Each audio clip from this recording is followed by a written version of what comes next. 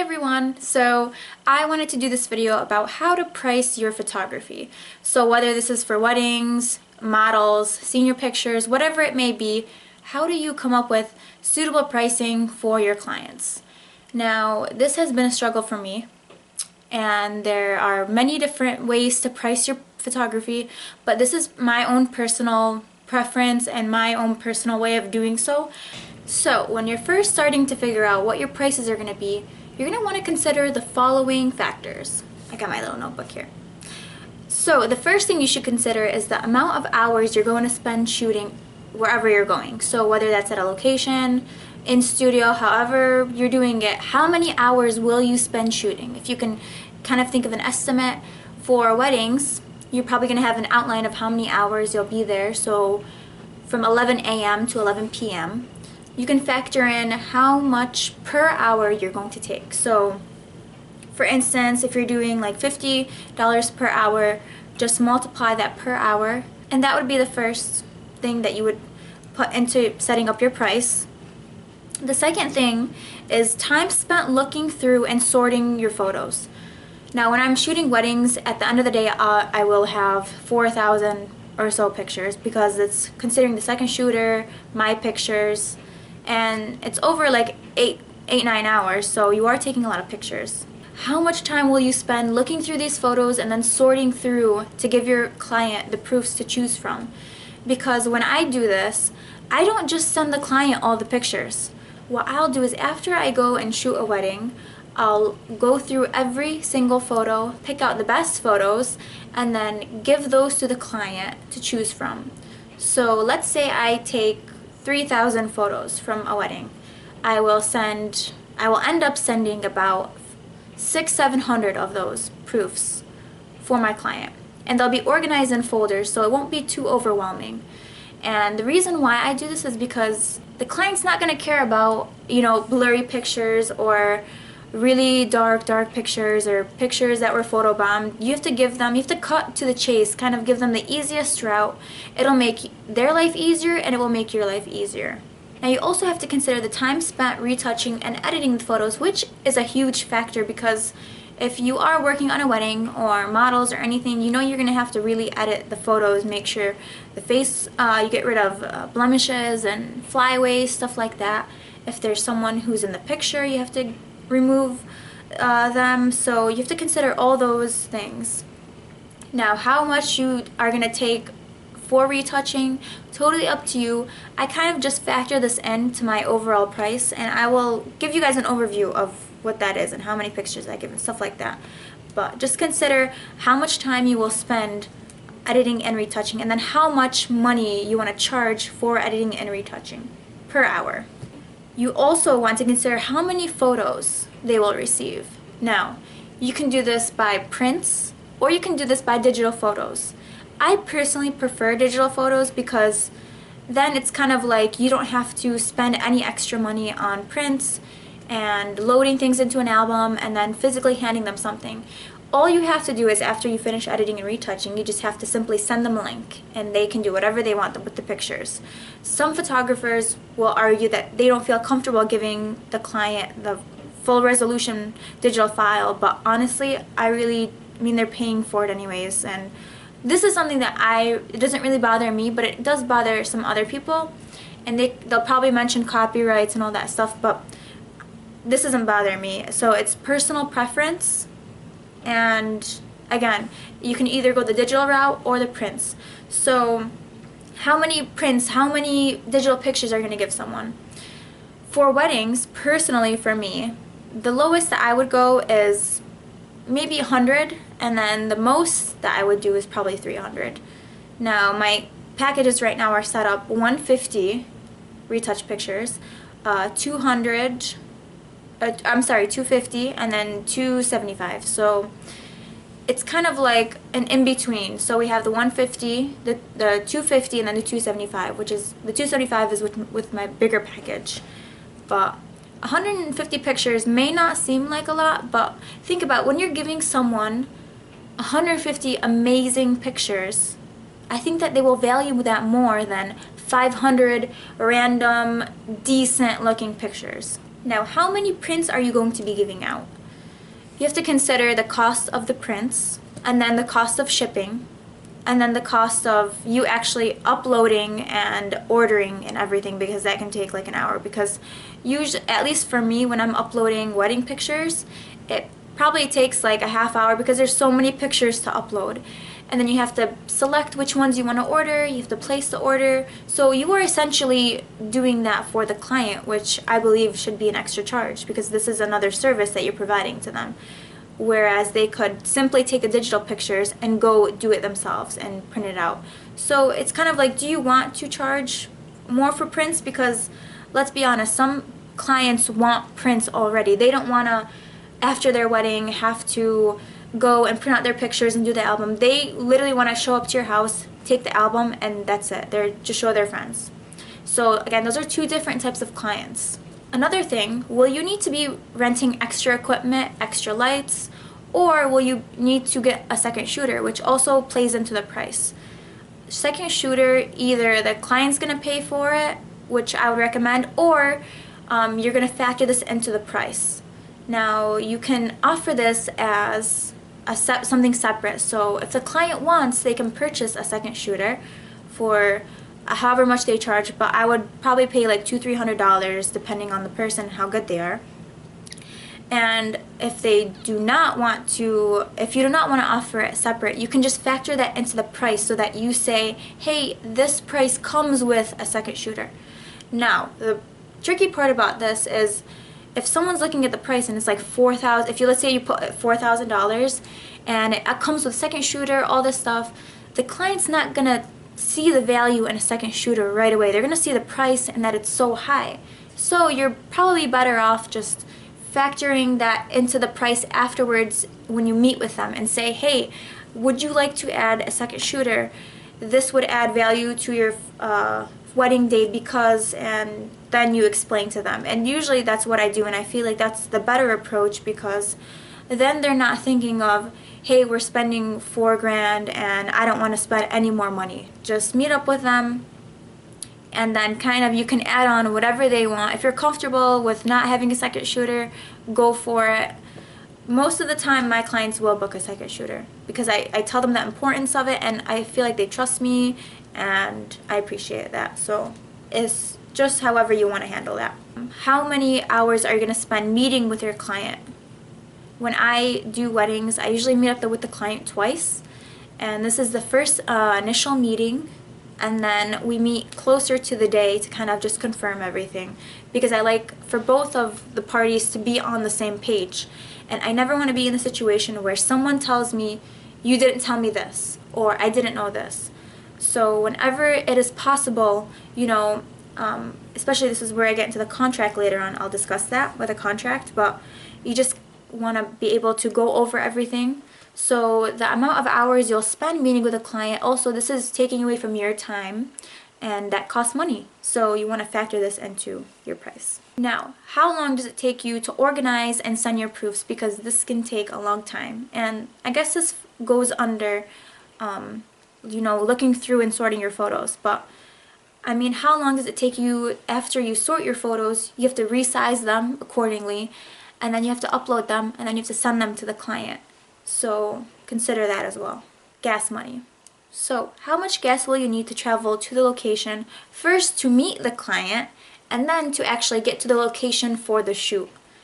That's something you need to factor in. One thing that could also enhance your photography prices and packages is giving value to an outfit change.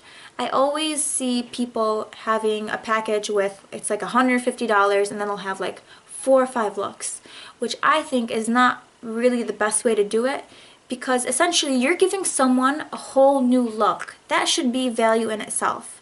So what I would do is, if you are working with a model, if you're working with portrait photography, give value to each outfit, because outfits are, people want new outfits. A new outfit signifies a new picture, a new look, something different.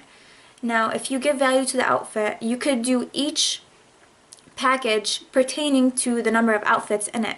So let's say you do 2 outfits. So you could do each outfit at like $100 each. So every time you add an outfit, it would add more value and it would increase the price of the package. So giving value to outfit is, again, very important to me. I think that if you degrade the value of the outfit, then it kind of cheapens your package. It's like, hey, you can do as many outfits as you want, but it doesn't really matter. Just give me $100. Last thing to consider is, again, I went over this, but a second shooter and how much would a second shooter cost? Would a second shooter add value? I would say 1,000,000% yes. I think a second shooter is great. It's basically help on hand. Clients love pictures. You're essentially telling them that, hey, you will get totally different angles, different pictures that I maybe might miss, the second shooter will get. So that's very important to bring up when you're talking to your clients. Okay, so let's go over the other technical things about meeting with clients and your packages. So first thing, a deposit. Taking down a deposit is a very important thing. I would not even consider even doing photography if you don't want to take a deposit, because you're just going to run into so many problems. And you can solve so many of your problems by simply taking a deposit. Now, what is a deposit? So let's say I want to book a photo shoot with you or whoever's watching this. So I say, okay, I want Thursday. I'll just do Thursday. And how much is it? Okay, it's $400. Okay, great. Okay, see you Thursday. Okay, let's say Thursday rolls around and then I don't even show up. I don't call. I just ignore all your texts and whatever. But let's say you had another client that wanted to book you Thursday. You just lost out on that client. You wasted your time waiting for that person and essentially you just lost a job. So how do you avoid this? By having a non-refundable deposit in place. So the way you do this is whenever you have someone who wants to book with you, say, okay, I cannot reserve a day without a deposit. So that means even if I tell you, hey, I want to book you for my wedding 1,000,000% for sure, I'm canceling all my trips, I'm not going to leave my house until my wedding day, so you can do it for me. You are essentially telling the client that I cannot guarantee you and I will not save the day until you put down money and you are serious. You show me that you are serious about it. It doesn't mean that you don't trust the client. You just want to make sure that you have something in place for your own professional safety. You know, it's business. That's how business is. If business was based on personal satisfaction and trust, none of us would succeed. I'd be still here in my basement, which isn't really bad. It's kind of nice here. So again, deposit is non-refundable. Let's say you're booking someone for $400. What's a good deposit? For me, what I do is just do half of the total package price. That shows that they are definitely serious. You could do it a lesser amount. You could do $100. It also depends on what you're charging. If you are charging $100, then $50 would actually be great because it's exactly half the package. Tell them, again, you do not reserve the day. Don't save any dates until they put money down. And make sure that you tell them that they're not going to get their money back. This is set in stone. You are saving this day. You cannot book anyone else because of them. So this will save you a lot of headache, trust me. I know some people have sitting and booking fees, and I don't know, it just reminds me of like some old guy in his basement doing photography with the barn and like the fake chicken props and stuff. So booking and sitting fees, just get rid of them. Just use the word deposit. Just use a deposit. Make sure you have a contract in place when you are meeting with the client and they're putting down money. This contract can serve as a receipt showing how much they're paying. It will show them exactly what they get, and it will outline all your rules and guidelines. So have a contract. You need a contract. You have to factor in, are prints going to be included or separate? And I talked about this earlier. If you are including prints, you can charge for digital files. You can say, hey, if you're getting prints, you can purchase digital files for however much extra, which you can also make money off of that because digital files, you just send them. Or you can do the opposite. You can say, I only give out digital files, but if you'd like to buy prints, here's how much it is. And then you can add your fee, your service fee for the prints. Don't change your prices and don't give out any sort of special deals. Now, the reason why I say this is if you change prices, if you give someone a different price, people are going to start talking and they'll find out Like, imagine if you book 2 different people for weddings and you charge one person $1,500, you charge another person $2,500, but they're essentially getting the same thing, and they find out and they're pissed, and you're gonna get some angry text messages. You got to be careful. This is your reputation. You want to be fair to everyone. You want to make sure everyone is on the same wavelength. You don't want to treat anyone more special than another person, because all clients should be treated equally. Unless that client is Theo James, then I'll do it for free. It's the guy from Divergent, okay, you guys? He's really cute. Now, on to the actual photos. Should you be giving out unedited or original images? The answer: now, why? Why should you not give out all your pictures to one client? You love the client, and I mean, they want pictures, so who cares, right? Wrong. You know why? I'm going to tell you why you shouldn't give out unedited pictures. Because everything goes on Facebook nowadays. You want to make sure only your best work goes online. So again, please, for the love of God, do not give out unedited pictures. Because I guarantee you that will go on Facebook, and that will be a reflection on you, and you're gonna just be, you're probably not gonna go to sleep that night. You're probably gonna be like, what did you do? Why did you do that? Because you gave her the pictures. So just give her the retouch pictures that are a reflection of your work, and the correct reflection. People are going to see that on Facebook and then think, hey, these aren't really that great of pictures. Wow, I was going to hire her, but after seeing these pictures, I really kind of changed my mind. So only give out the pictures that are your best work and that you've worked on and you've spent time on. Unedited pictures can be used as proofs for the client to pick out their pictures from, but that's it. Make sure in your contract that you state these cannot be posted online for any reason, and therefore for personal viewing only. Another thing, don't give out quotes to anyone. Now, if you're at the store or grocery shopping and someone stops you and they're like, hey, how much would you charge me for my wedding if I want to book you? Just say, hey, here's my email. Please contact me and I can send you a PDF of all my prices and packages. And that's it. Don't give them a quote like, oh, well, I could do like $500 for you. No, just please don't do that, because you're going to run into so many problems. They're going to be like, oh, can you lower the price? Can you add this? Well, you told me 500. Well, you told me this. No, do it the correct way the first time. Just go through email only. Don't have them text you. Don't have them call you. Have them email you. And send them an organized PDF of all your prices and packages right next to each other. And what I would do is have 3 packages. Well, okay, this is my own setup, but I can only fit 3 packages. And I'm a graphic designer, so I tried my best to add more than that for weddings, but there's so many details that I couldn't fit them. So what I have is my 3 wedding packages, and then what I would do is have a more expensive package. Now this package can be a little bit pricier than what you're normally used to, and this package might not be for a client to choose from, but it can be for show. And the reason why I say this is because let's say you're trying to sell your middle package. So let's say that package is $1,500. Now that may seem like a lot of money to some people, but you really want to sell that package. So what are you supposed to do? What I would do is have, again, that more expensive package, and that package could be $2,500 or even $3,000, something a little bit on the pricier side, so that when they see the $1,500 package, that will make them think like, oh, okay, I guess it's better than the $3,000 package, and this is a better deal. So it's kind of psychology, and it's kind of not, but who's to say? I mean, you always want to have a more expensive option for people who really value work and want to pay more.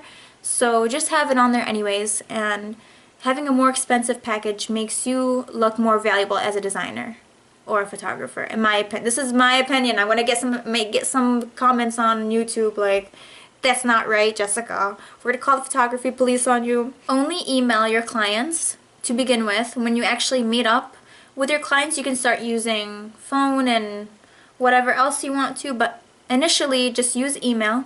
I think it's more professional, and you have a record of everything that's been said. So if the client wants to say, hey, you said you do this, this, you can be like, well, according to my email, no, I did not. So just again, just a record of everything so that you can keep organized and go back to it periodically and see exactly what you guys talked about, exactly the day and what they wanted and stuff like that. So you have it all in writing. Another important thing, don't put your prices online or on your website. Have a contact page and just have the client email you. If they're really interested, then they will make that extra effort. And the clients that are just worried about the price will just go on the website, see the price, and just leave. But someone who truly values your work will actually make that extra effort and email you. I just think if someone actually emails you, then at least you have that option and you have that chance to kind of reel them in with either your personality, or if they have any questions, you can answer questions and you can work with them on whatever they need. Whereas if you just put your prices online, they look at it and they're like, okay, that's it. I've seen all I can see and let's just move on to the next person. So having them contact you gives you the upper hand. Just remember that.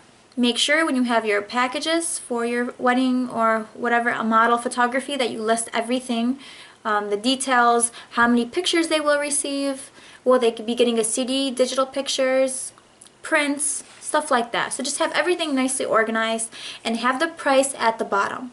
And why you would do that is so that when they read everything, they can kind of fall in love with the package, and then at the end, the price won't seem to like slap them in the face, you know, like, hey, this is $5 million, but hey, you get all this stuff with it. So it's less of an impact if you introduce the package with, hey, you get this, and